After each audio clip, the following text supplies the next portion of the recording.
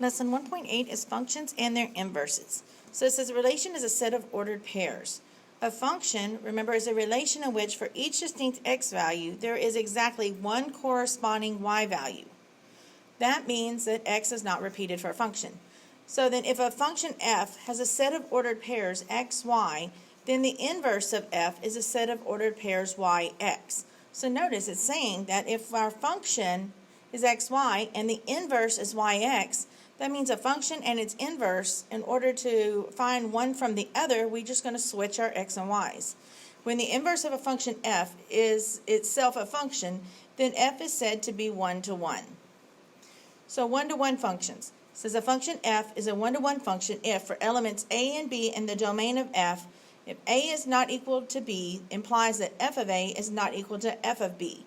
So, and then it says that is, different values of the domain correspond to different values of the range. So a one-to-one function, it's a function, so the x can't be repeated. The one-to-one says the y can't be repeated either. So look at example 1. It says to justify each mapping with an observation. So the first one here, you see your domains, you see your range, and it says that it is a one-to-one function. Well, notice that each x in the domain has only one unique y value, or we could say that x is not repeated,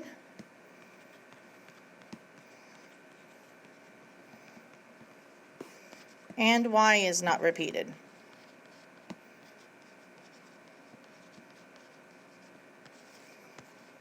Okay, the second one there, it says that it's not a one-to-one function.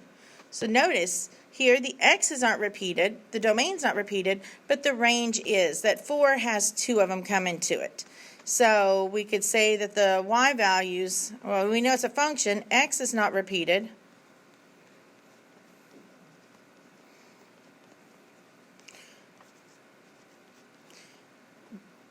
but y equals 4 is repeated. Because notice it's used twice there. All right, and then our last one here. It says that, notice the domain and the range, and it tells us that it's not a function. It's not a function because x is repeated. So x equals 1 is repeated.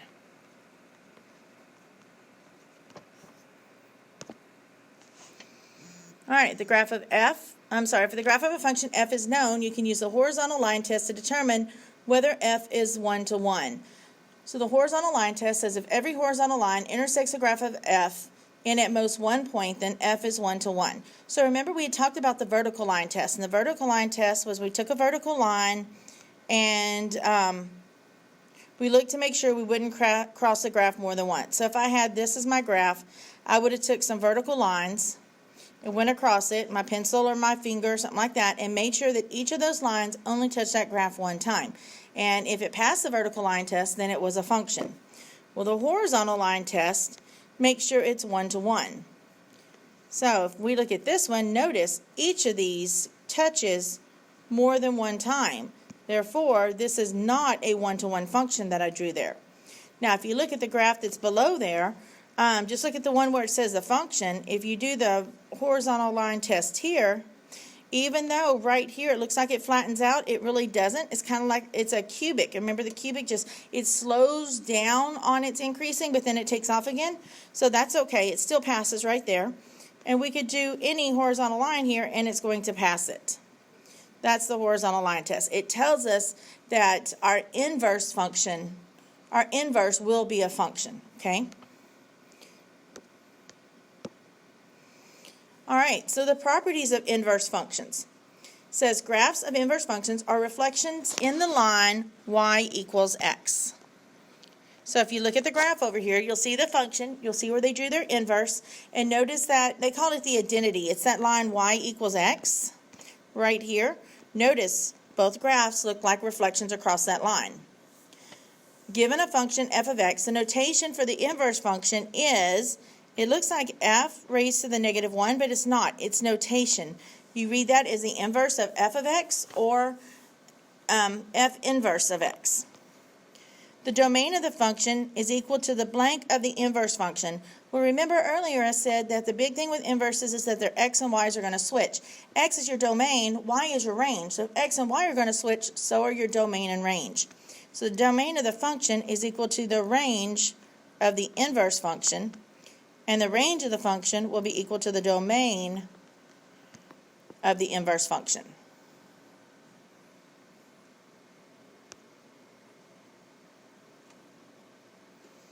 So to graph the inverse function, it says for each of the graphs below, draw the line y equals x. We're going to sketch the inverse of the function on the same grid and then tell is the function 1 to 1. Well, first let's tell if the function is 1 to 1. So look at A. Remember, to tell if it's 1 to 1, we're going to do our horizontal line test. So on A, I'm going to pick some horizontal lines. Let's pretend they're straight. Let me come through here. Does this touch the graph, each line, in more than one spot? They do not. Therefore, this one is 1 to 1. Whoops, turn back on my pen. So this is a 1 to 1 function.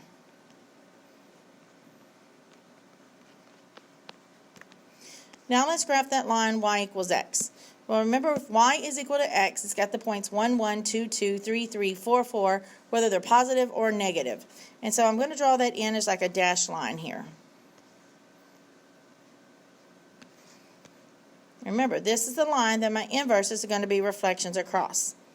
Now, different ways to graph the inverse, but I'm big on the x and y switch. So if I pull some ordered pairs off of the graph that they gave me, and I switch my x and y, I'll get the graph of my inverse.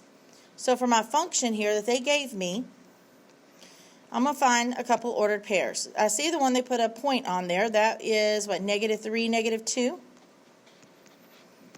And that looks like a good one right there. So -2, -1.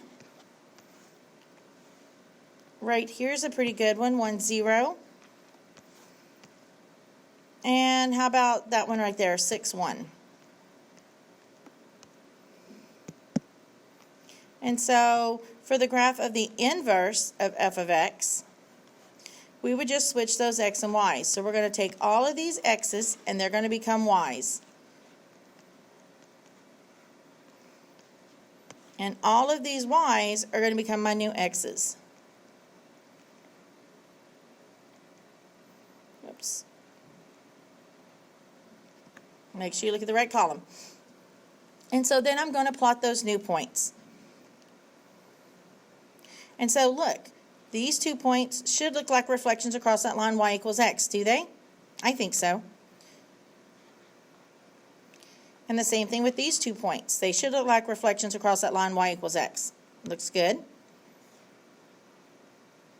Same thing with these 2 points.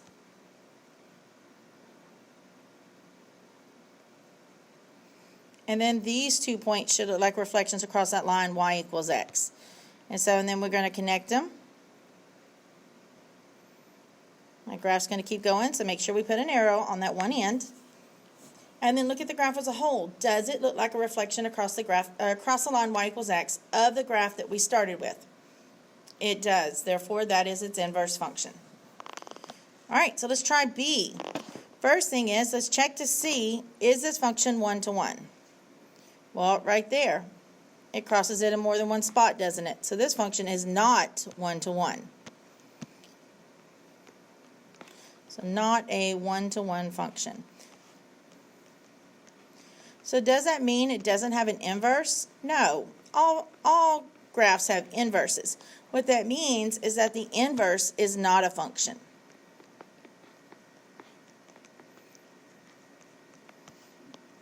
So when I graph this, or when I graph the inverse, I know that it's going to fail the vertical line test. All right, so let's go ahead and draw in our line y equals x.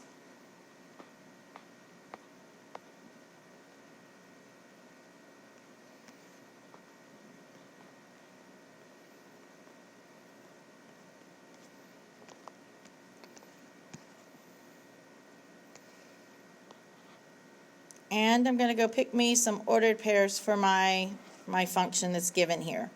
So let's see. I think this one might be good. -3, -7. I'm sorry, +7. How about right here maybe, negative 2, 2. Right there, negative 1, negative 1. Definitely the vertex, so 0, negative 2. That one, so 1, negative 1. How about right there, 2, 2. And then we got this one here, which is what, 3, 7.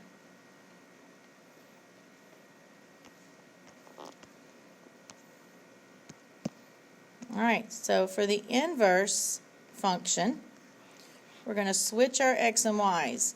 So the ordered pair negative 3, 7 becomes 7, negative 3. The ordered pair negative 2, 2 becomes 2, negative 2. Negative 1, negative 1 becomes negative 1, negative 1. 0, negative 2 is negative 2, 0. 1, negative 1 is negative 1, 1. 2, 2 is 2, 2. And then 3, 7 becomes 7, 3. And so let's plot those points.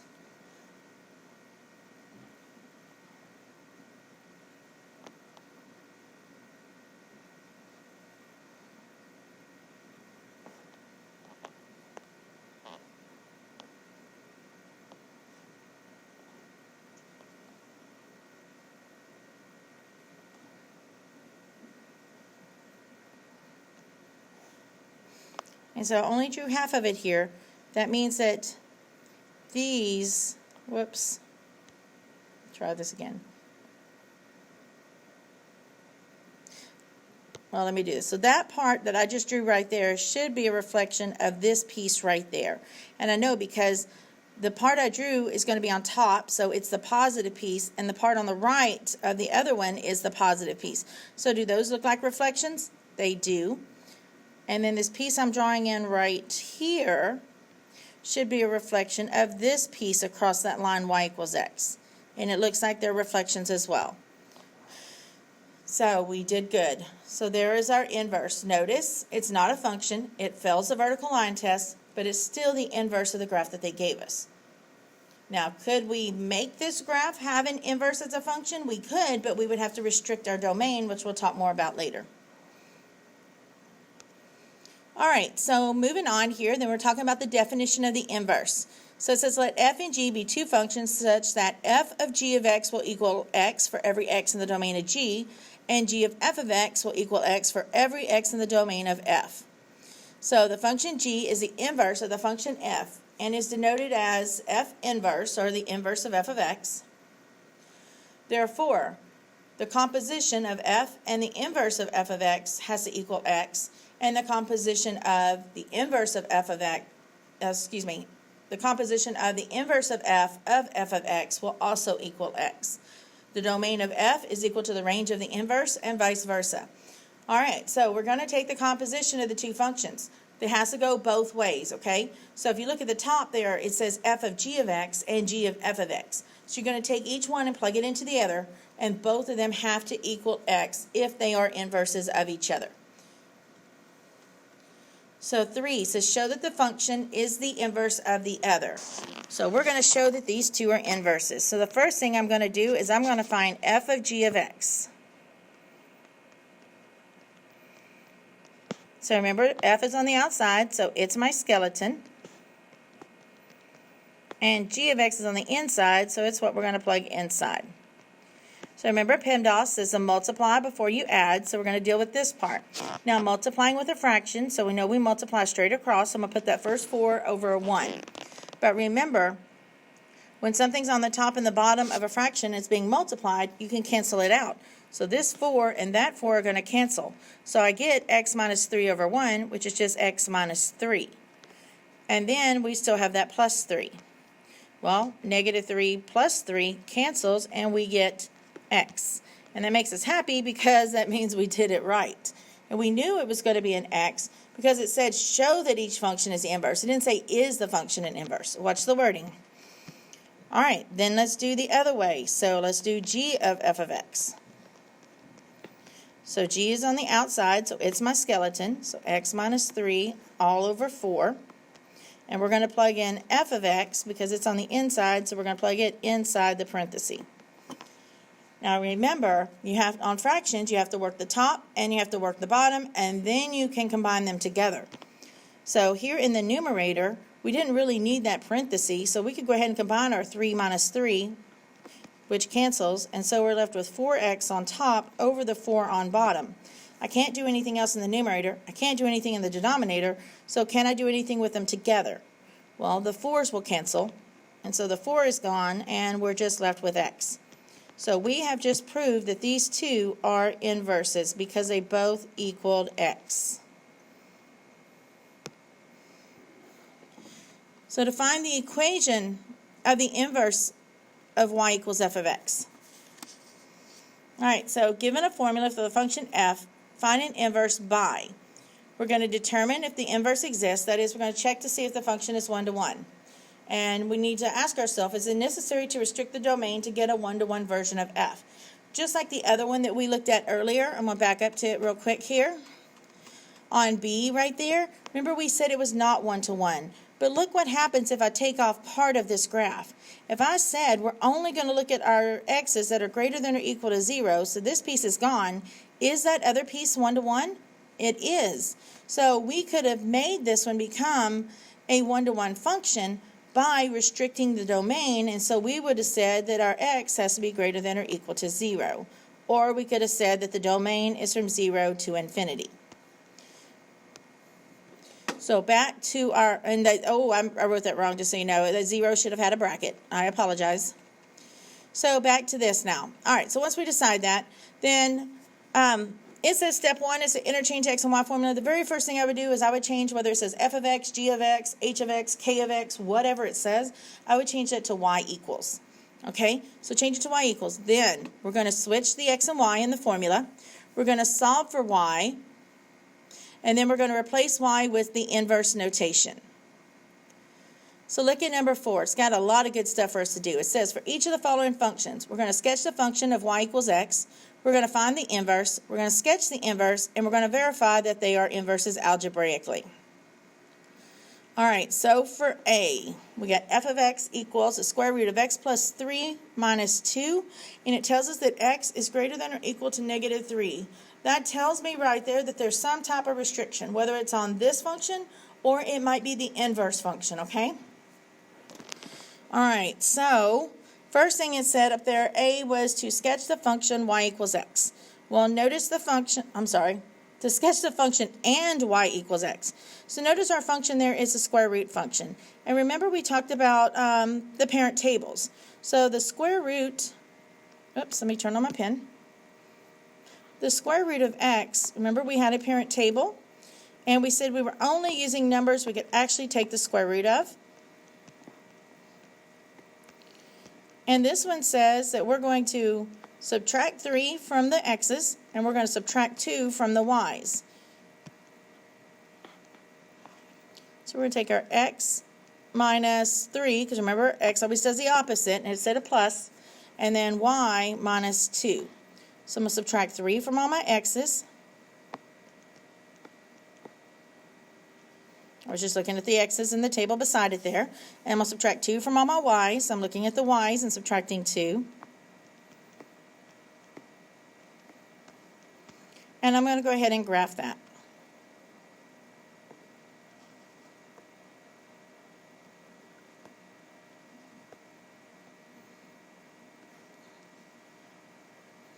And it's only going to keep going in that one direction because it was a square root.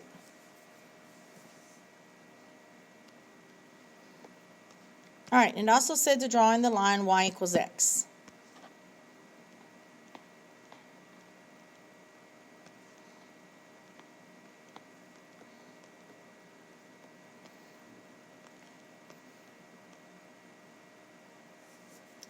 All right, B says to find the inverse. So to find our inverse, the first thing I'm going to do is I'm going to rewrite this as y equals. So we have y equals the square root of x plus 3 and then minus 2. Now, remember step 1 says to switch the x and y. So everywhere there's an x becomes a y, and everywhere there's a y becomes an x. And then we need to solve for y. So let's move the 2 over because it's not under the radical. So we have x plus 2 equals that square root.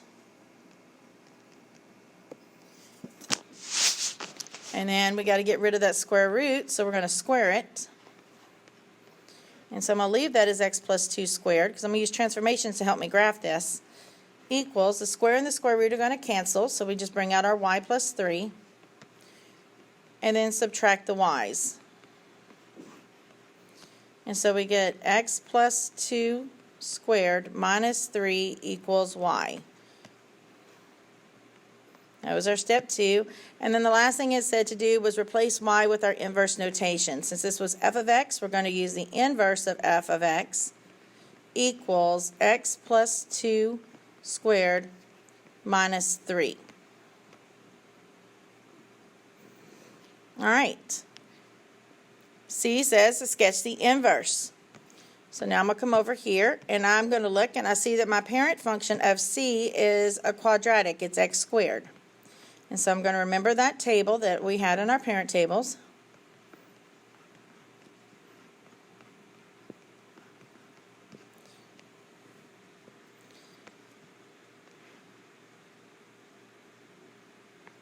But notice, this one's a quadratic. A quadratic is not going to be 1 to 1, is it? So we're going to have to restrict this domain when we go to graph it.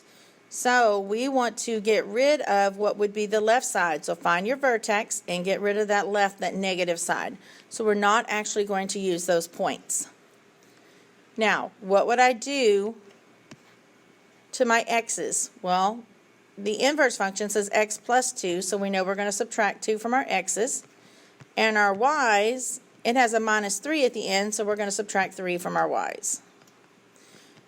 So using your quadratic table here, let's subtract 2 from our x's.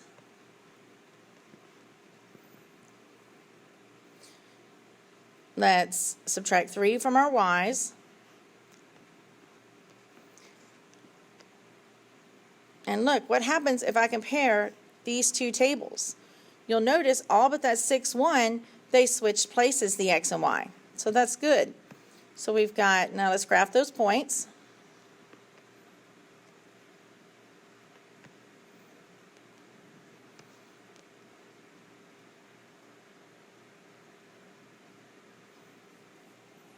And then check your graph. Does it look like a reflection of the original one across the line y equals x? It does. All right, D. D says that we are going to, you know what, do this over here. D says to verify that their inverse is algebraically. That's where we have to do the f of g of x and the g of f of x.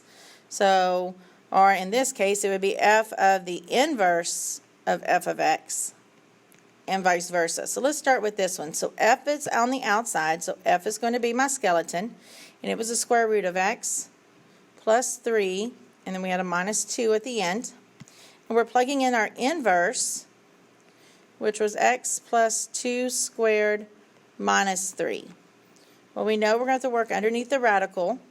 So the first thing I notice is I got this negative 3 plus 3 here, so I can combine them. And so I'm going to write this over here to save myself some room. So I have the square root of, I have x plus 2 squared. The 3's cancel, and then I have this minus 2 on the outside there. Oops, that was a really big eraser. Sorry about that. All right, well, inside, the x plus 2 is trapped with that squared, so we know the square and the square root will cancel. So when I do that, I end up with that x plus 2 that was inside minus 2 that was on the outside. 2 minus 2 cancels, and we get x, which is what we wanted. Now we have to do it the other way, so we're going to do the inverse of f of x. So now my inverse is on the outside, so it's my skeleton, and it was x plus 2 squared minus 3. So we're going to plug in our f function now. So that was the square root of x plus 3 and then minus 2. So we're going to have to work inside these parentheses. Notice we have a negative 2 plus 2 that's not under a radical. So that's going to cancel. So we're left with the square root of x plus 3 squared, and then the minus 3 at the end. The square and the square root will cancel. So we're left with x plus 3 minus 3. Our 3's will cancel, and we're left with x. So we've proven algebraically that those two are inverses.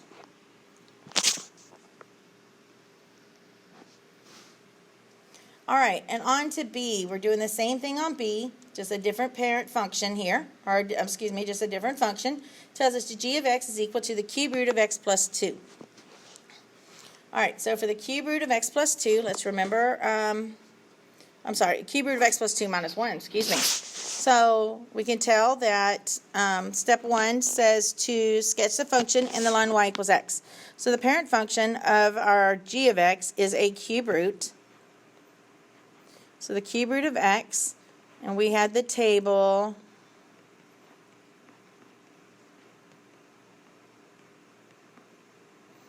given there. So for my function here, notice it says x plus 2, so we know we're going to subtract 2 from our x's, and then it has a minus 1 on the end, so that means we're going to take 1, we're going to subtract 1 from our y's. So I'm going to subtract 2 from all my x's, subtract 1 from all my y's, and I'm going to graph that. Now I know I can't graph negative 10, negative 3, but that tells me that that graph's going to be going over there really quickly. All right, so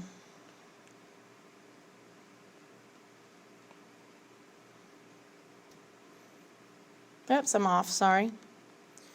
So negative 1, negative 1. I was looking at the wrong, no, I'm right, I'm sorry. Negative 3, negative 2, negative 2, negative 1, negative 1, 0, and then we got 6, 1. So I can get that one in there. All right, so I know my graph's looking like this. But remember, that next one is like negative 10, negative 3 going to the left. So that's going to be way over here somewhere, isn't it?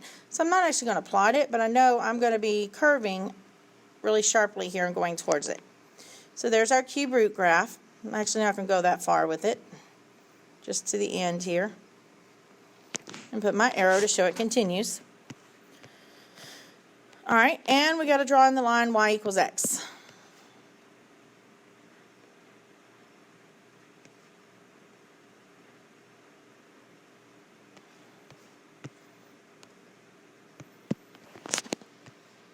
B says to find the inverse. So we know that g of x is the same thing as y, so we have y equals a cube root of x plus 2 minus 1. To find the inverse, the first step is to switch your x and y, and then solve for y. So I got to get that radical by itself first. So x plus 1 equals a cube root of y plus 2. Now I got to get rid of that radical by taking the cube of it, because a cube root and a cube will cancel. So I get x plus 1 cubed equals what's underneath the radical, the y plus 2, and then get y by itself. So we got x plus 1 cubed minus 2 equals y. And then the last step was to change the y back to the inverse. Now this was g of x, so we're going to do the inverse of g of x is equal to x plus 1 cubed minus 2. All right, then let's go graph that for the next step. So notice this is an x cubed. And for x cubed, we have the table negative 2, negative 1, 0, 1, 2. And give us negative 8, negative 1, 0, 1, and 8. That should look familiar because x cubed is a cube root, is the inverse of the cube root of x. All right, and so for our new one, it tells us x plus 1, so we know that means we're going to subtract 1 from our x's. It has a minus 2 at the end, so we're going to subtract 2 from our y's. So I'm going to subtract 1 from all my x's.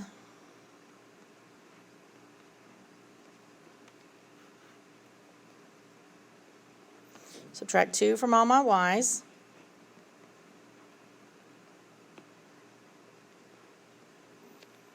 Check out your two tables. Did x and y switch? They did. And then we're going to plot those points.